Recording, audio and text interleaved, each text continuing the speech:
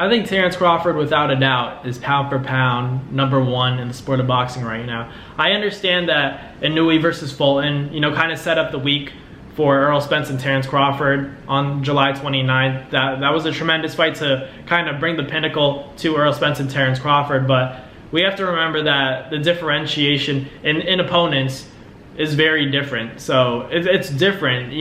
Terence Crawford went in, he went in there against the 1A, or whoever's 1A, 1B. Terence Crawford fought the best guy pound for pound. Most people have Errol Spence and Terence Crawford. At the time, had Errol Spence and Terence Crawford. Even if you don't have Errol Spence in your pound for pound right now, at one point before this fight took place, Errol Spence and Terence Crawford were in your top 5 for pound. Was Stephen Fulton ever in your top 5? No. So when Terence Crawford beats a guy like Errol Spence in that fashion, and Inoue beats a guy like Fulton in that fashion, how could Inoue even be considered better than Terence Crawford when it comes to pound for pound rankings? I'm not saying that they're not talented. I'm just saying from what we've seen in the output and the results that we've seen from both guys, and on paper, there's no way that Inoue is better than Terence Crawford pound for pound in terms of, we're talking about resumes. But if you guys want to talk about pure talent, you could put anybody on that list. You guys could put Tank up there too. Tank is talented. So is Tank #1 or #2? No, that's not how it works, because Errol Spence was a top, he still is, he's a top welterweight. Errol Spence was on that pound for pound list, and Terence Crawford beat him so one-sidedly. So how could Inoue possibly be ahead of Terence Crawford on the pound for pound list if we're just backing up our claims? I'm not saying that Inoue won't go down as more talented than Terence Crawford. It's very possible, but just as of now, in this moment, putting on such a one-sided performance against a guy who was said to be, his kryptonite in Errol Spence. They said Errol Spence and Terence Crawford was a 50-50 fight. That's what we all thought. And then Terence Crawford goes in there and dominates and stops a guy like Errol Spence, who we never thought would see get stopped and, in that way, punished, and to lose in a way that was almost embarrassing. I think Terence Crawford broke Errol Spence and, took his confidence away.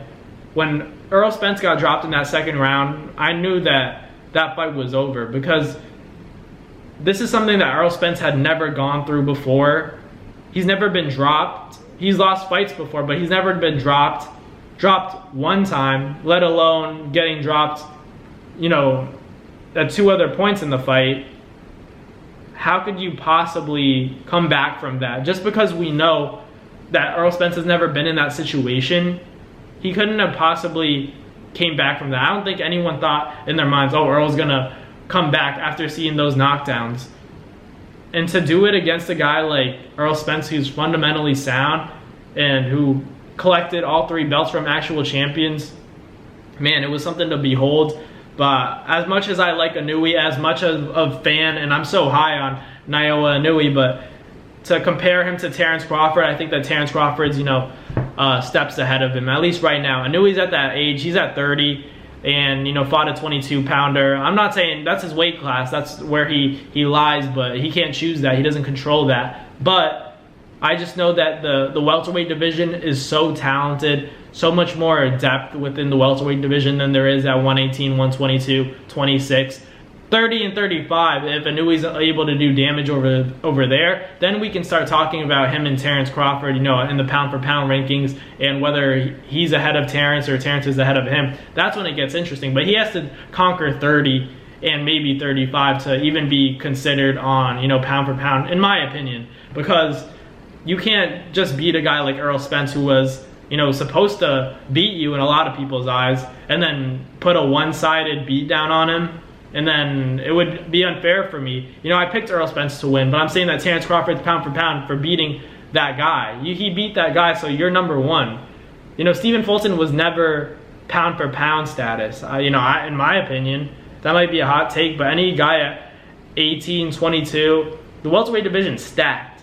That's the most talented division. And then you also have 35 and 40. That range is also very talented. But underneath that, at 26, 22 and 18, I need to see more. That was a tremendous performance. I'm not taking anything away from that. I'm just saying that from Inoue specifically, I would have to see more before I could say he's ahead of Terence Crawford pound for pound. You know, you can't just beat Stephen Fulton in your #1 pound for pound. That's not how this works. You beat a guy like Errol Spence, who was, you know, 3 title holding world champion at 147. That puts you at pound for pound #1. And beating him in the way that he did, how could he not be pound for pound #1? You know, I just don't get it. So let me know in the comments what you guys think. Am I off here? Am I not giving Inoue enough credit? Because I'm a big Inoue fan, but to say that he's better than Errol Spence when he beat a guy like Stephen Fulton and, you know, Terence beat down Errol Spence, how could Inoue be better than Terence? I just don't get that. You know, Errol Spence, Stephen Fulton, Errol Spence, right? Like, I don't think you guys disagree with me there, but let me know in the comments. Maybe I'm off on something, but thank you guys for watching. Who you guys got pound for pound #1? I got Terence Bud Crawford. Do you guys have him, Inoue, or somebody else? Let me know in the comments what you guys think. Thank you guys for watching, and I'll catch you guys next time. Peace. That's going to do it for another NASFIGHT Media video, guys. Thank you guys so much for watching. It's been your boy, Matt Nabong, with another video. Hope you guys enjoyed it all. Thank you guys for the constant support. Salute to y'all always. It's been your boy.